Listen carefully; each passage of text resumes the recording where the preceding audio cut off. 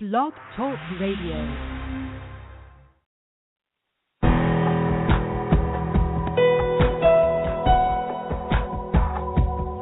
Welcome to our program on Kardec Radio. Welcome to the messengers in our home.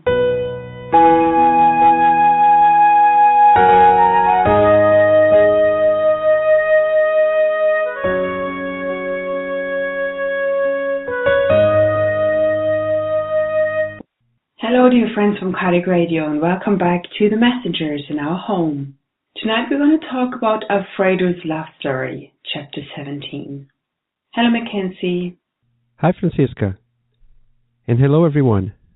Welcome back to another chapter of the messengers in our home. So before we start, we would like to invite you for our opening prayer.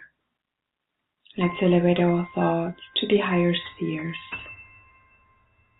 and connect to the love of God, our Creator. Dear Mother, Father God, in times of crisis and Christmas coming up, we are here gathered in your name to learn more about your love, but most importantly, to reconnect and to feel your divine love in our hearts and our lives.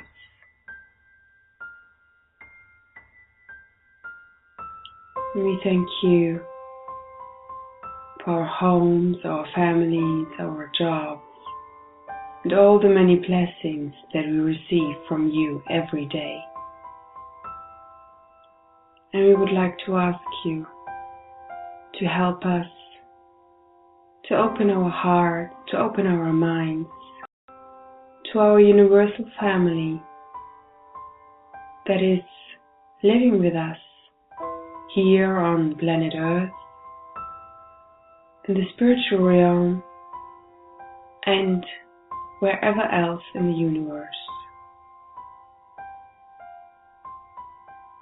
The story is about love, one more sublime love, and passionate love as well.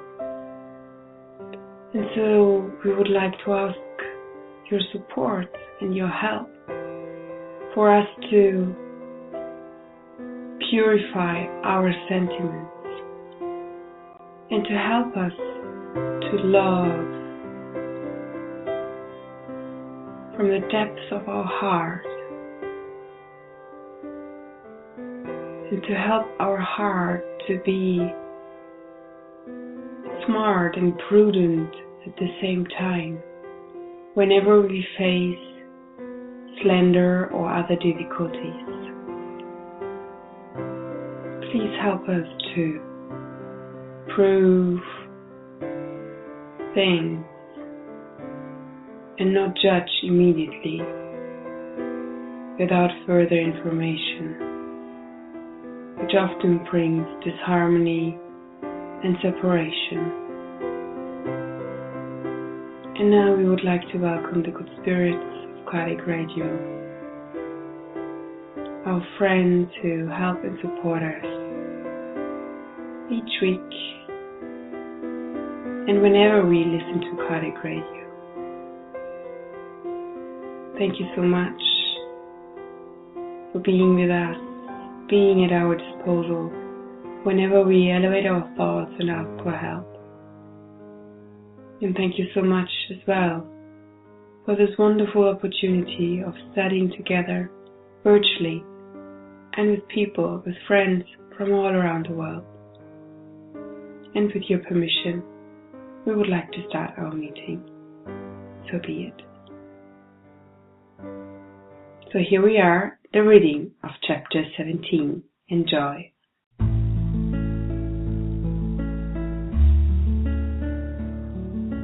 Chapter 17. Alfredo's Love Story.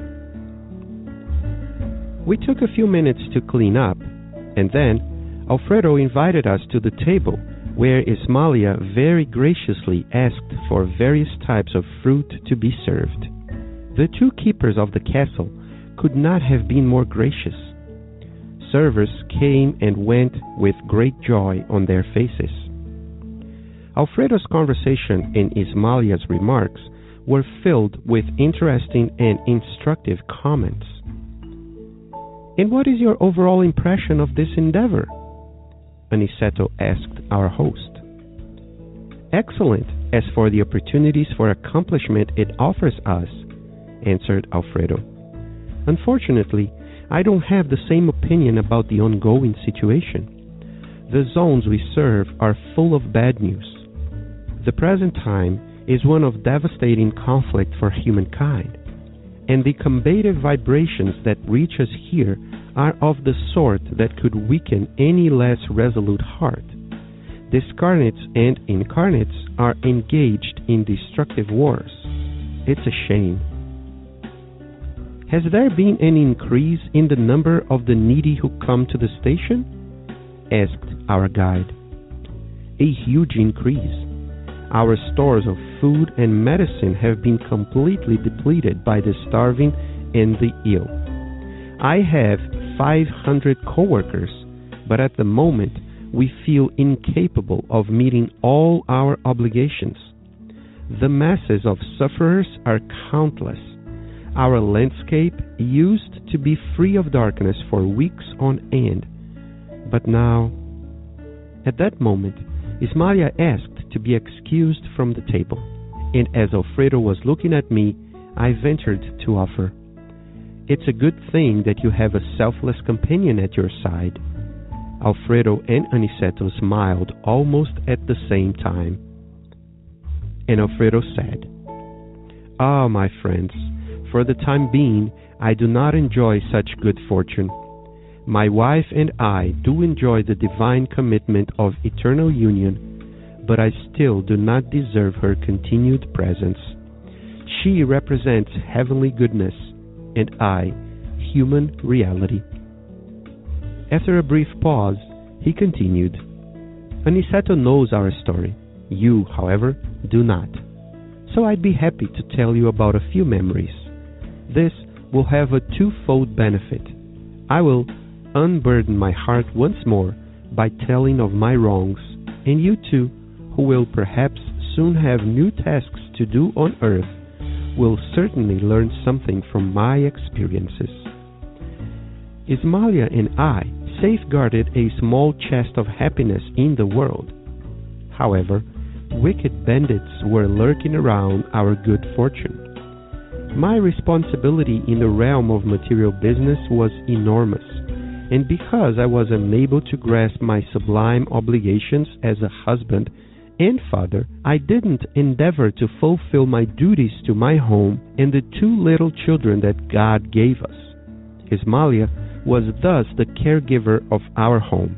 Nevertheless, I forgot that virtue may be tormented by vice at any time, and my dear wife fell victim to the wickedness of a disloyal friend, with whom I had innumerable interests in common in the area of finance. She silently put up with my wretched associate's pursuit for several years, but when he finally realized the futility of his criminal attitude, out of blatant desperation, he sought to poison my unwary spirit. He began by warning me about Ismalia's conduct. He stunned me by surrounding her in false accusations. He bribed our domestic servants and placed spies to keep an eye on my dear Ismalia in her tasks as wife and mother. This man had a profound influence on me, and due to the ties that bound him and me together, my wife never felt brave enough to accuse him. As I listened to the slander outside my domestic circle, I became intolerable within it.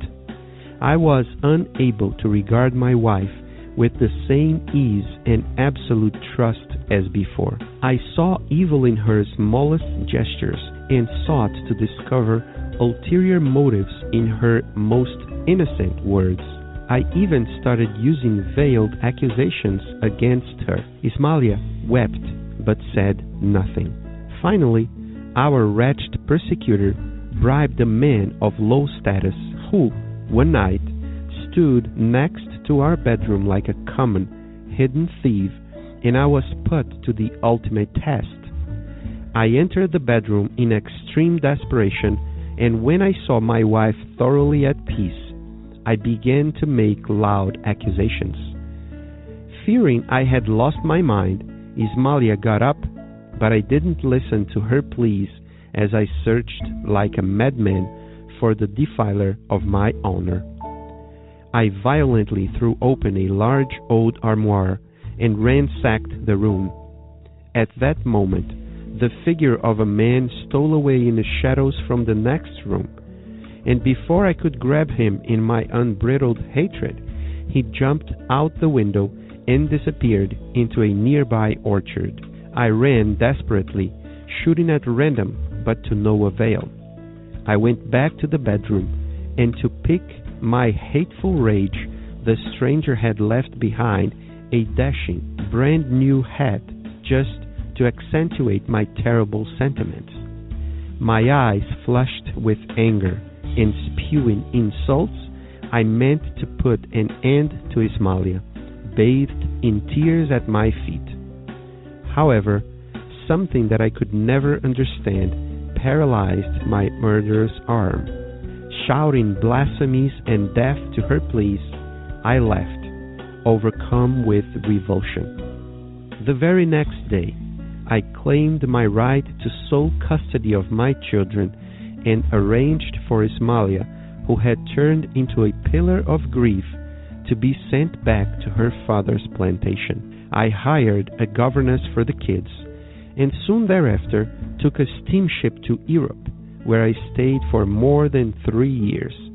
I never looked for any serious proof, and although my spirit was incessantly tormented, I stifled my innermost sentiments and never sought news of my defamed wife.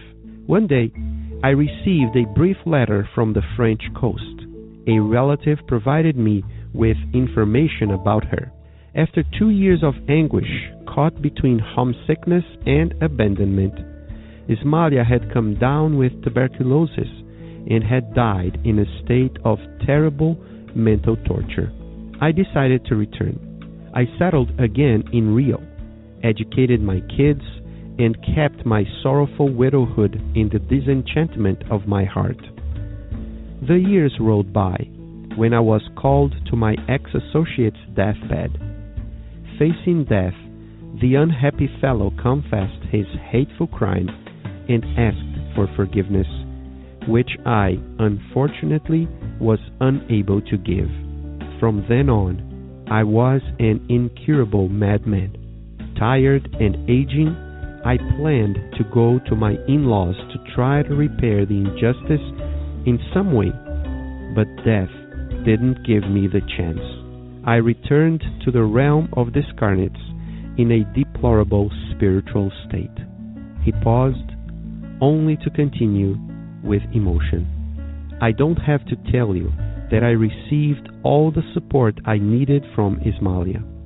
Still, unfortunately for me, we were separated. I didn't deserve the blessing of a sublime union.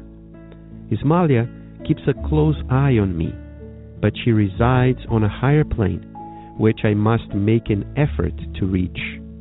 For a long time now, I have dedicated myself to the services of our aid station, consecrating myself to the ignorant and suffering. My saintly Ismalia comes here once a month to lift my spirits and support me in my struggles.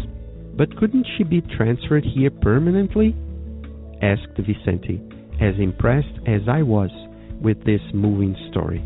Alfredo smiled and said, I know that Ismalia has worked for it, according to the rule that those who are more highly evolved are always in a position to help those who are less so, and I know that her ideal of eternal union is the same as mine. However, I know that she has been advised by our superiors concerning my current need for effort and solitude. I must learn the price of happiness so that I will never again disdain God's blessings. My wife does want to come down here to be with me permanently, but I must learn to rise to her level, and that is why we have not yet received permission for a permanent spiritual partnership. Noticing our emotion, he concluded, I am expiating impetuous crimes. I lost my peace, my home, and my devoted companion because of my sinful impulsiveness. As you can see, I didn't kill or rob anyone. I poisoned myself. Slender is an invisible monster that attacks people through careless ears and unwary eyes.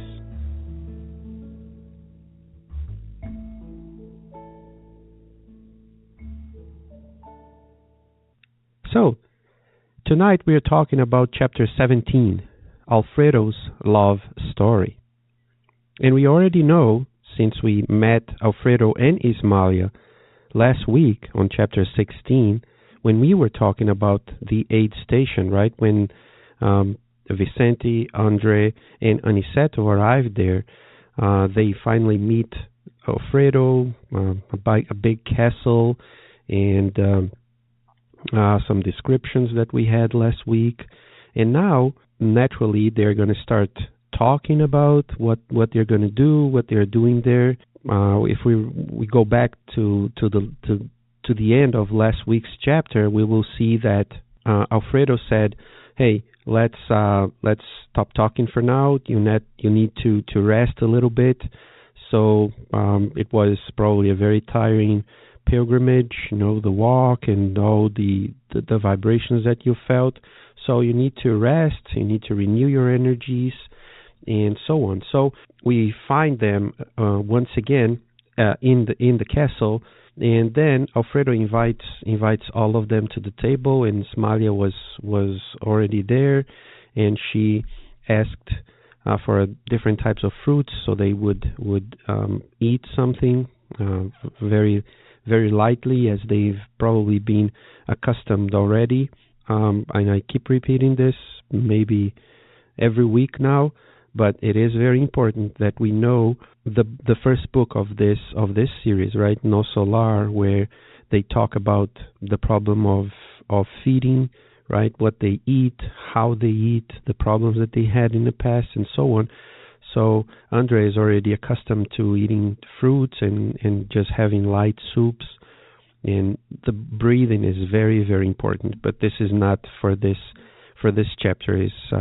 It's important that if you want to know a little bit more, go back to the book No Solar. You're going to find there a lot of information, or a few more information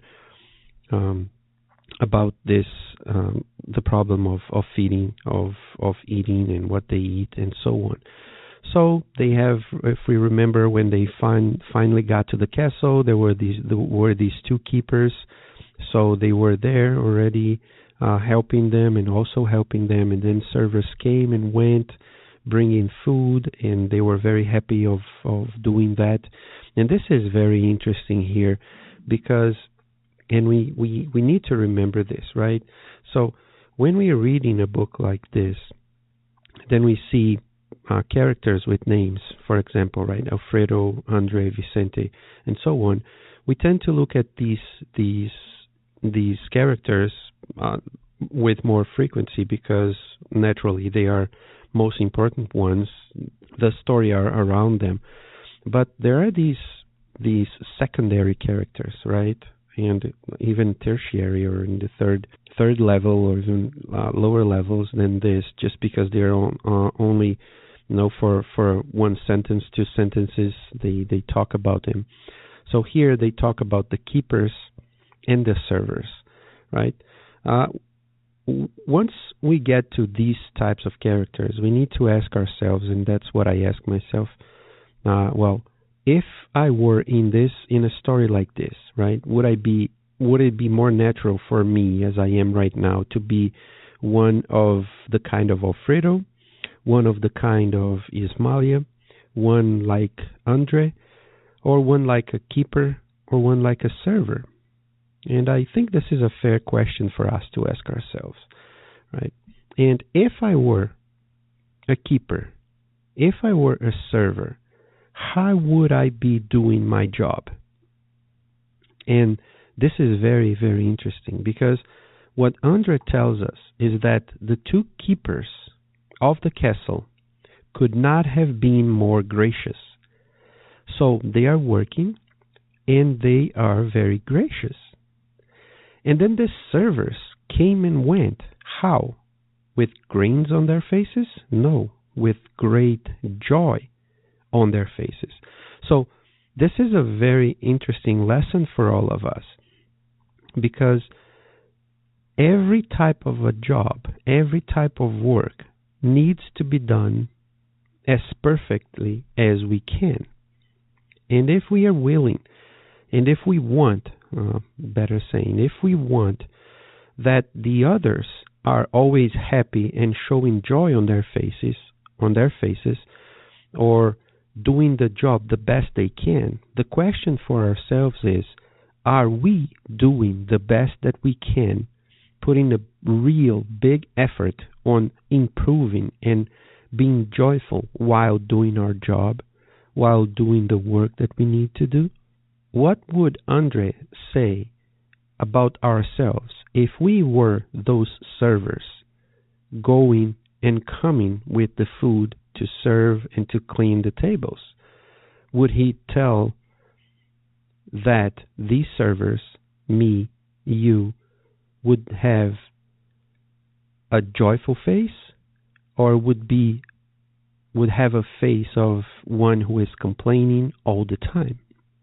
I think this is a fair question for us to ask ourselves. How do we serve when we have the chance? What and how do we behave when we are a keeper of the castle? So we can say, oh, I am part of the team of reception in the Spirit Center, or I am in the part of being one who cleans the church that I go to. How am I doing that job? Am I doing graciously, or am I doing in a way of complaining all the time? How am I performing my tasks? This is a very interesting question for ourselves. And then he moves on to Alfredo and Ismalia. And also in the same vein, right? They are talking, they are chatting among themselves, but what they are talking about is always filled with interesting and instructive comments, because it is very, unfortunately still for us, it is very natural that once we start talking to other people, we slide down the level of our comments. It is very common, unfortunately for us.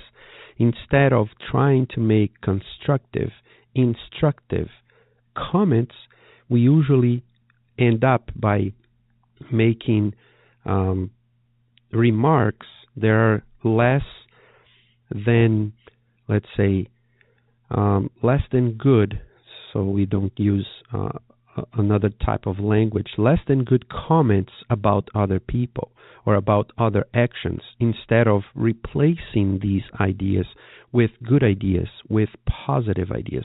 So most of the times we still make more negative comments about situations than make positive, instructive comments about that same situation or about people whom we are talking about. But moving on, they are all talking, and then Aniceto asks, "What is your overall impression of this task or this endeavor that they are about to that they are doing at the castle, right?" And Alfredo says, "Well, this has been excellent, but it's been excellent because they give us opportunities for accomplishment, right? For us to really do a great job. However, I cannot say that this situation is an excellent situation because, unfortunately, due to the situation that Earth was going through at that time, And remember, this book is set up while the Second World War is still going. So the atmosphere, the spiritual atmosphere of the earth was poisonous. And as he says, that this war was not only among the incarnates, right? Discarnates were also in war. And he says, discarnates and incarnates are engaged in destructive wars. Naturally, if I am a warmonger, right? If I love wars and I don't know, I love the situation and I die, naturally, when I get to the other side, I'm not going to lose that feeling or what I have inside of myself. For I'm still the same guy. I'm still the same person. I'm still the same spirit. I'm still the same woman. So the only thing that I don't have once I die is my physical body. But all my memories, all my mind, everything that I believe in, it will still be in myself. So if I'm at war with somebody, it will be more than likely that I will still be in war. And that's very unfortunate. So that's what Alfredo is telling us and telling him, right? Telling Aniceto, who asked. It has been a very, very bad time for all of us.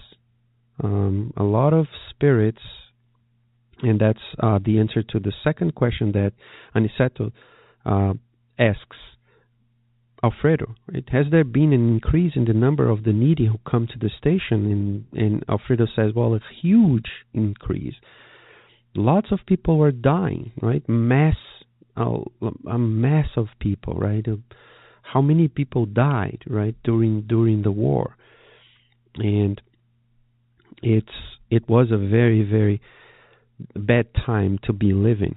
Not that at all times, not that there wasn't wars or there weren't wars happening at other times, but then when the entire world is with the same mindset, right, or this country against this country, and it was a world war, right? And if we relate to what we are living now, right, it's not the same amount of people who are dying through the same war, but this moment that we are living now, right, the end of 2015, unfortunately, with this lots of terrorist acts around the world, our minds are unfortunately being focused on the bad side, and sometimes we forget to pray, we forget to try and make a big effort of doing our part, right, of talking about peace, of acting peacefully towards other people,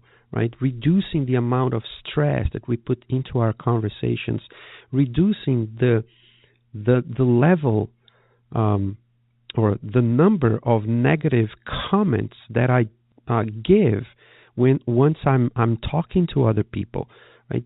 We should be trying and making a very, very big effort to send good thoughts at all times. When we have the chance to talk about peace, talk about peace and pray for peace.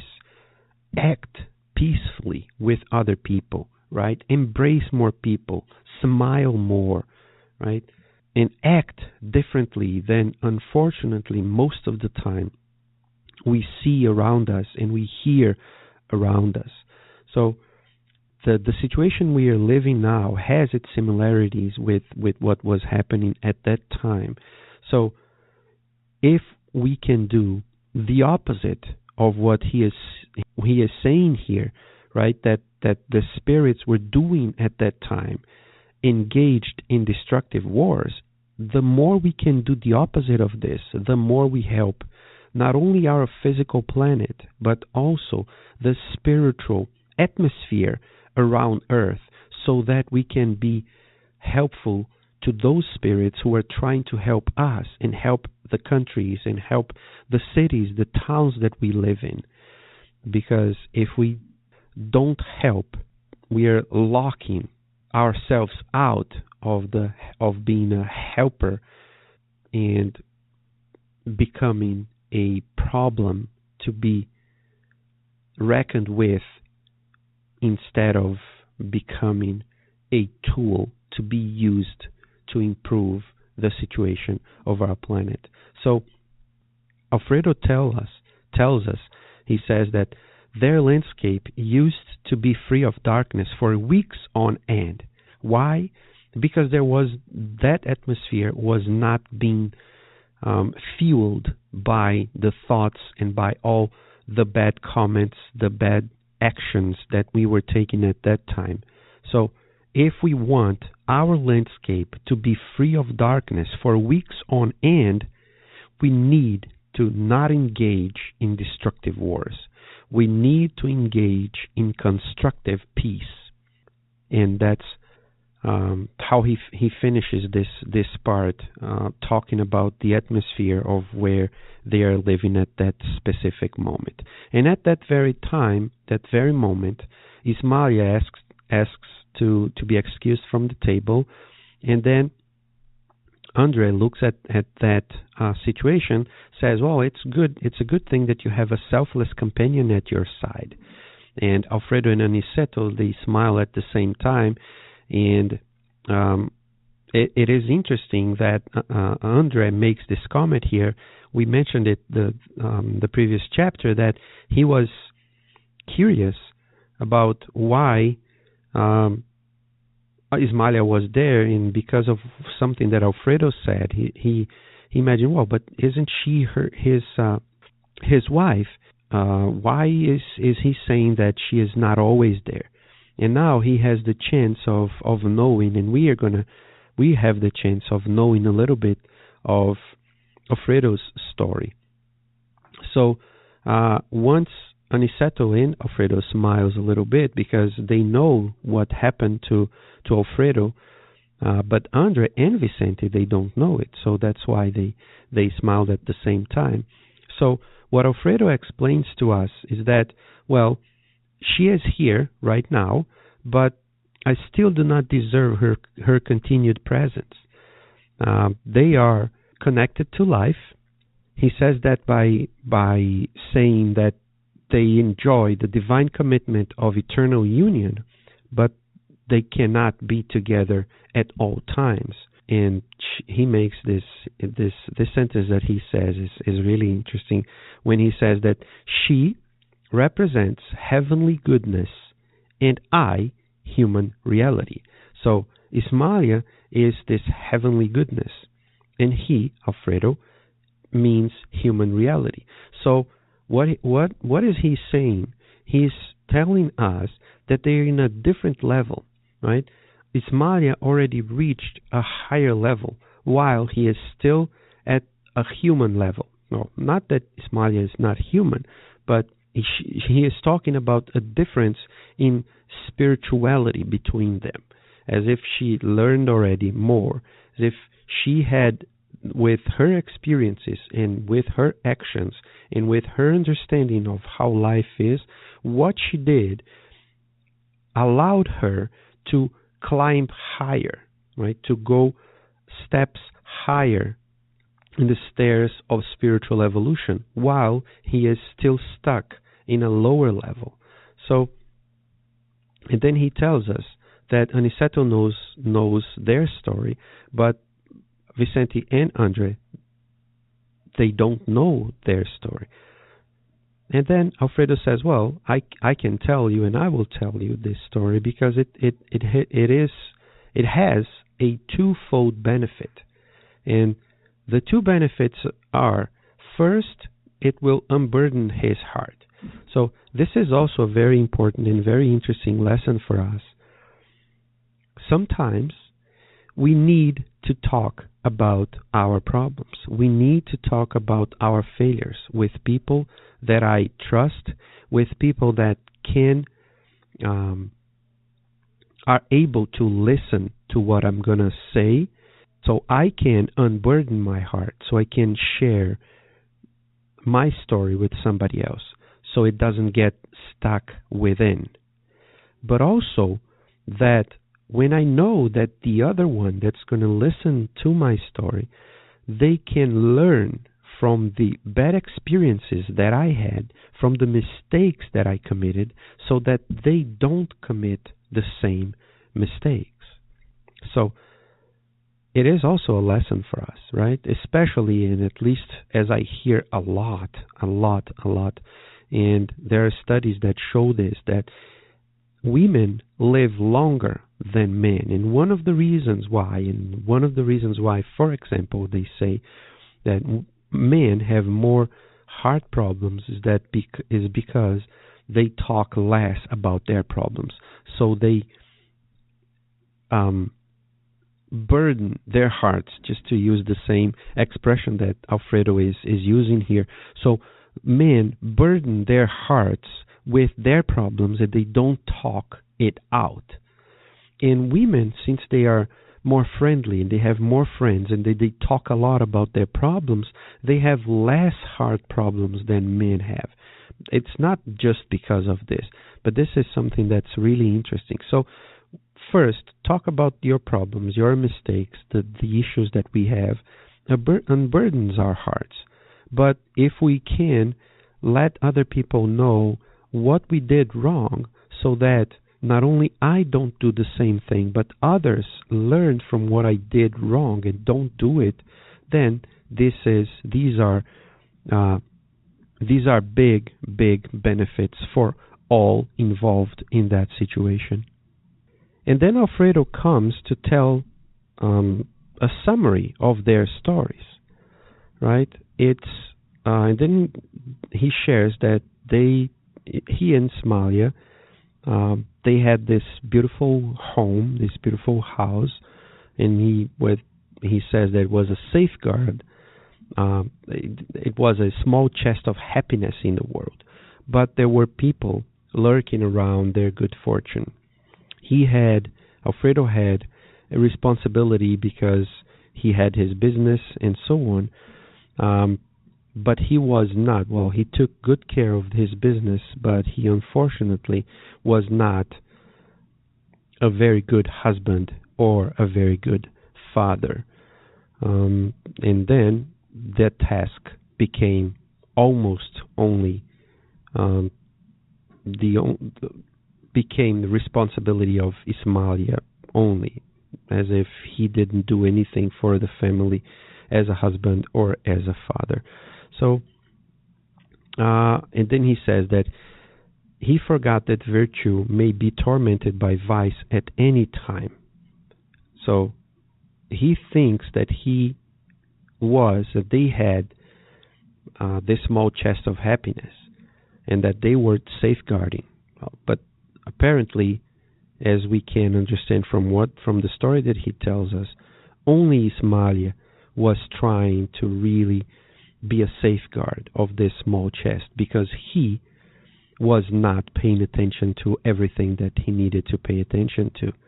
So this virtue, right, can be tormented and was tormented, and since he was not ready, he was not preparing himself, and he was not prepared to safeguard it, he fell victim of what happened. And he starts by saying that his dear wife fell victim to the wickedness of a disloyal friend. So it was a disloyal friend to him. So he was the one who had a connection to this man, and unfortunately, this man was a wicked man because of their connections in the past. And he started to create stories, right? To create lies, to slander their domestic circle, and to go after Ismaila. And Ismaila was held herself, and since she didn't want to accuse the guy, because she felt the strong ties that connected these two men. She didn't say anything. She was not brave enough to accuse the other man. So he took everything upon herself. With this, unfortunately, instead of looking at Ismalia with better eyes, he started listening to the outside, listening to the stories instead of listening to Ismalia, which is interesting in how much do we see this in the world, right? We see a lot of movies, we see a lot of stories that end up like this, right? If I live with the person and the person is telling me that she didn't do it or that he didn't do it, but then I start listening from the exterior, a lot of stuff about that person, why will I believe on the exterior than on the interior? Right? If I really love the person, if I'm there, I live with her, or I live with him, why? It's because we don't pray, we don't pay attention, we are not performing the job the best way I can, and unfortunately, as he says, vice, right, torments virtue, and if I'm not prepared to safeguard that virtue, I will fall because of the vice that's attacking our virtue. And so he starts seeing evil in everything that she does.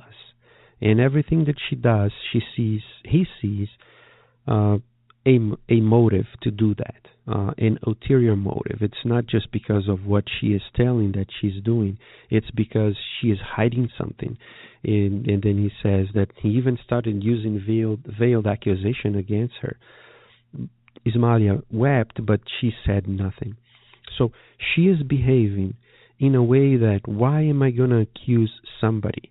If I didn't do anything, why am I going to accuse the other one of doing something wrong, right? And to some people, this might sound not brave. This might sound innocent, or this might sound that this person is naive. However, the strength of not accusing another person and taking that, and now I'm just remembering the story of Socrates, right? When he is condemned, was judged and then condemned to death, and he is about to drink the poison. And his wife comes and says, "But Socrates, you are not guilty of what they are accusing you." And he looks at her and he asks, "So, would you prefer that I were guilty?" And it's basically the same thing here. Would you prefer that she was wrong, right? Would you prefer that she would defend herself and say, "No, the other one is the one"? No, she is here looking at the situation and say, "Hey, I'm not going to accuse the other one. If he comes, if you want to believe him, you believe him, but I'm not going to accuse anybody. I'm just saying that I didn't do, right? I didn't do this."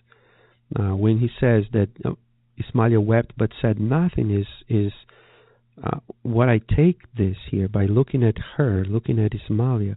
It is as if she is, okay, you can tell whatever you want. I love you anyways, right?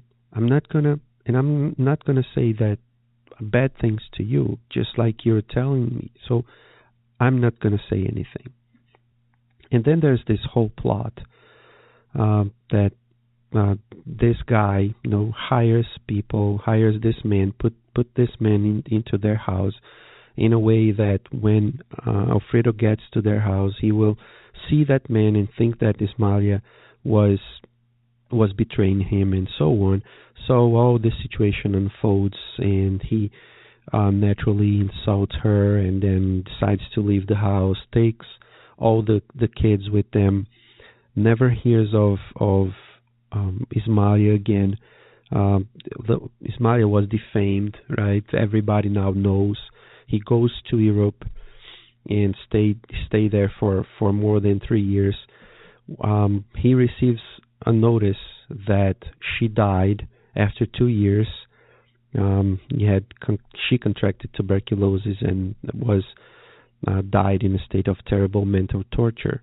And then he decides to return, educate his kids, and then once again, when this friend, the old friend that created all this mess in his life, is about to die, he tells him that everything that happened was a plot, and this man asked for Alfredo's forgiveness.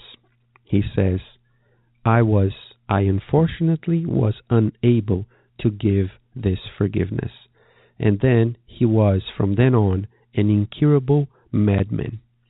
Tired and aging, and I'm quoting here, I planned to go to my in-laws to try to repair the injustice in some way, but death didn't give me the chance.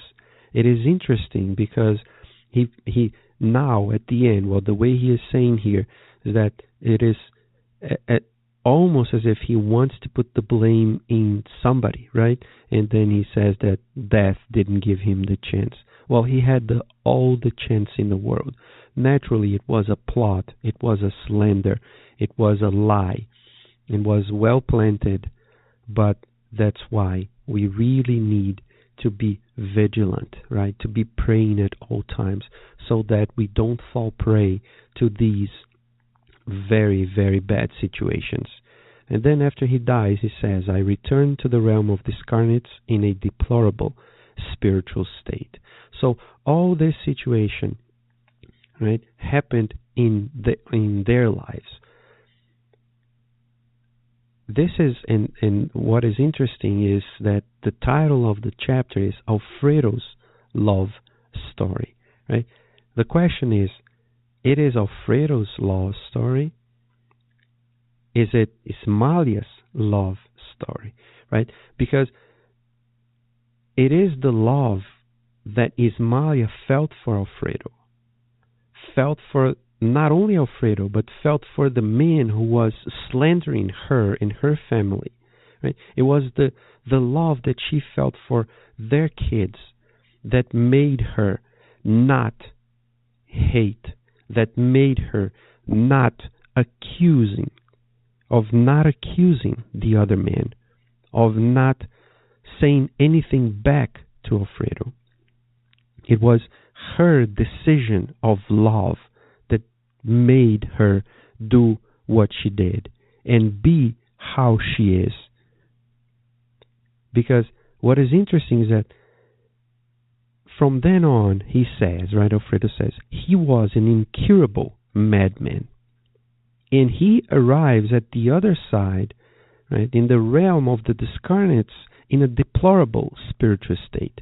We don't know, well, he doesn't say here, how Ismalia got to the other side. When she died, in what state she was. Right? She died in a state of terrible mental torture.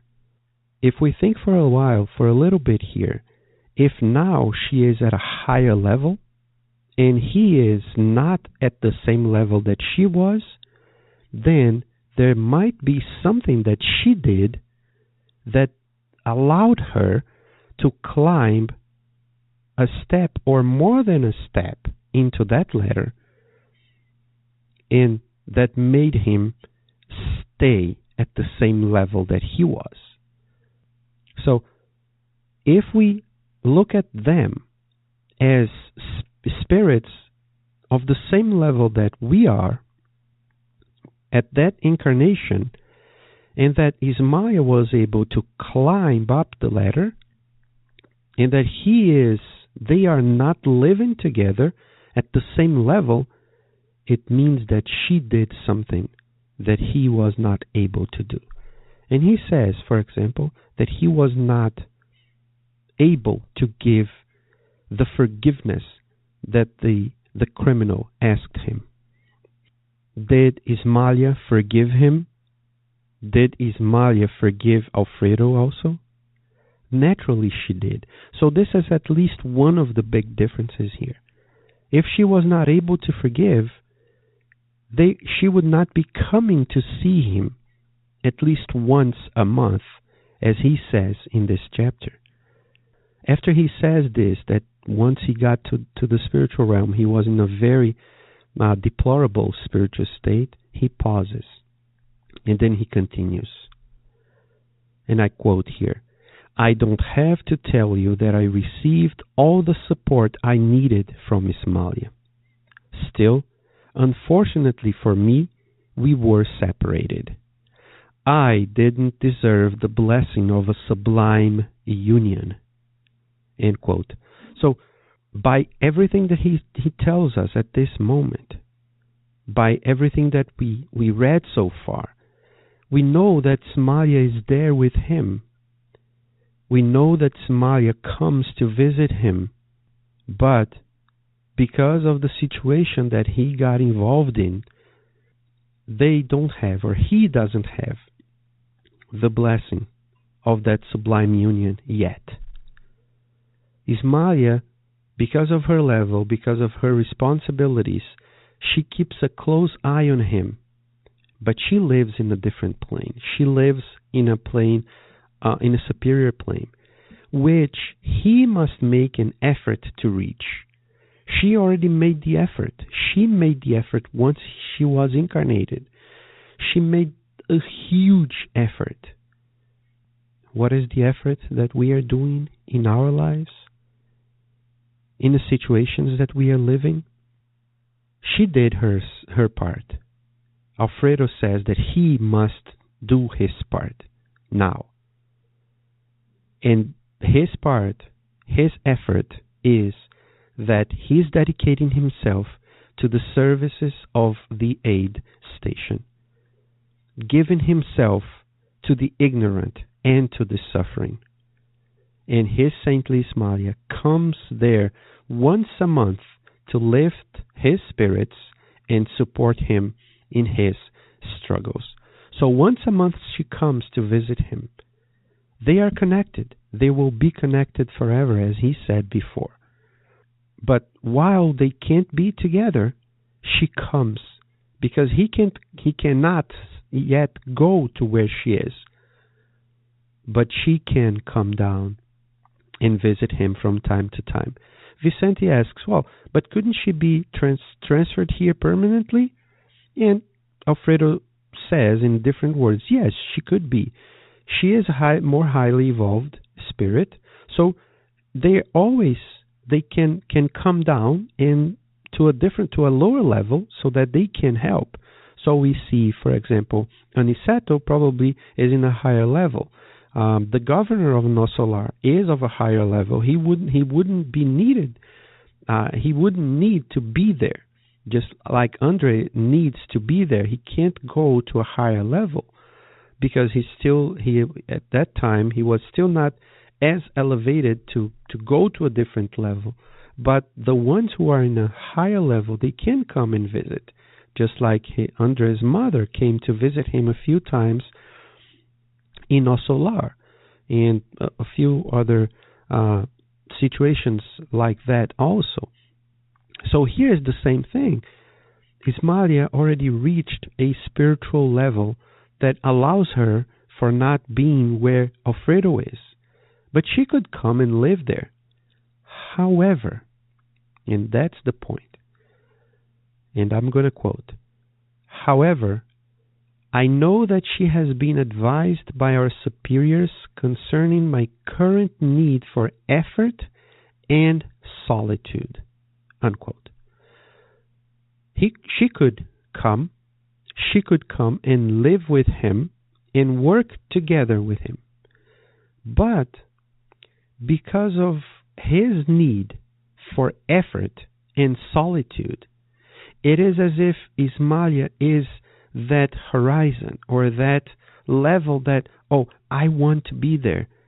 So she is there, she comes here to visit me from time to time so that I can look at her and say, hey, I need to work. I really need to work to be on that level. And then he confesses, I must learn the price of happiness so that I will never again disdain God's blessings. So now, Before he said that death didn't give him the opportunity, so he was in a very bad situation. Now he's telling that he recognizes that he must learn so that he will never disdain God's blessings. So he finally recognized that he is the only one to blame for what happened. He needs to take responsibility for the actions. And if we put ourselves in his shoes, we are the ones who are responsible for our actions. So if I'm missing somebody, if somebody is in a higher level than I am, they might come visit sometimes. But I must learn to rise to their level. He says it, but I must learn to rise to her level. We need to keep working to rise our levels to the levels of the ones we admire, in spiritually speaking, to rise to their levels. They come and visit us from time to time to say, hey, here I am. I am by your side. I am waiting for you. I'm here to give you encouragement. I'm here to show you my love for you. But I cannot stay. Work so that we can be together once you get to the level that we should be. It's not that I am, it's that we both should be. But since you were not able to do it that time, now you have the chance to do it. Now we have the chance to do it. Now is the time for us to work hard to rise one more level in our lives. And noticing our emotion, Andres says, he concluded, and I'm going to quote, I am expiating impetuous crimes. I lost my peace, my home, and my devoted companion because of my sinful impulsiveness. As you can see, I didn't kill or rob anyone. I poisoned myself. Slander is an invisible monster that attacks people through careless ears and unwary eyes. Unquote. What are we expiating? This is a big question for ourselves. He recognizes what he did.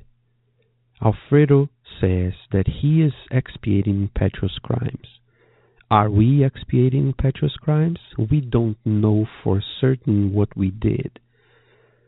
But by what we are living, by the problems that we are facing, we can have a good idea of who I was before. Because it's all a consequence of what I did before. He says that he lost his peace, his home, and his devoted companion. It was not taken from him. He lost. Why? Because of what he did. And what did he do? He was sinfully impulsive. We can be impulsive, but we don't need to be overly impulsive. We can have like an impulse of doing something, but not to the bad side, not to the dark side, not to the evil side, not to the sinful side, but to the good side.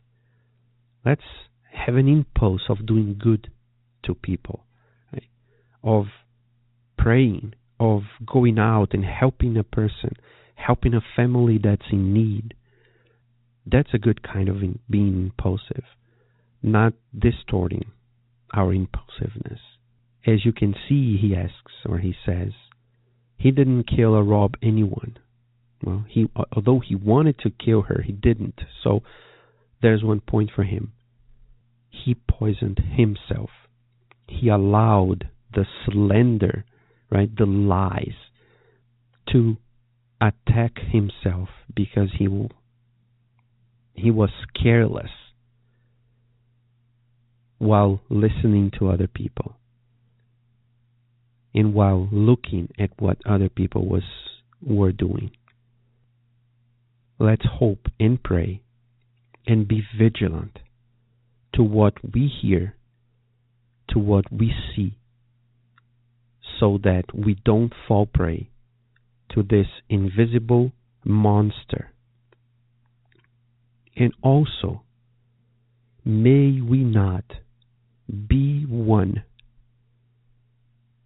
to go out and be doing these slanders, be saying these lies about other people so that we can destroy other people's lives, as this man did or helped do to Alfredo and Ismalia's lives. It is not what we eat, what we put in, that makes us feel. Because, as Jesus says, it is not what goes into someone's mouth that defile us, but what comes out of our mouths, that is what defiles us. So let's pay attention to what we are eating, but let's pay even more attention to what we are saying, to what we are practicing, to what we are listening to, so that even though I may not kill or rob anyone, that I also don't poison myself by what other people are saying, but mainly by what I am saying also about other people. So, Alfredo's love story is a very important love story for all of us.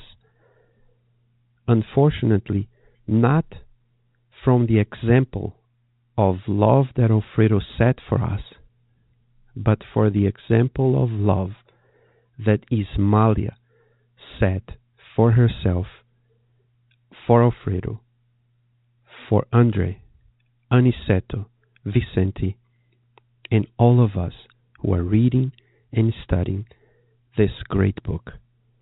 I hope that next week we can all come back to learn more and more with information and explanations on Chapter 18. Have a great week, everyone.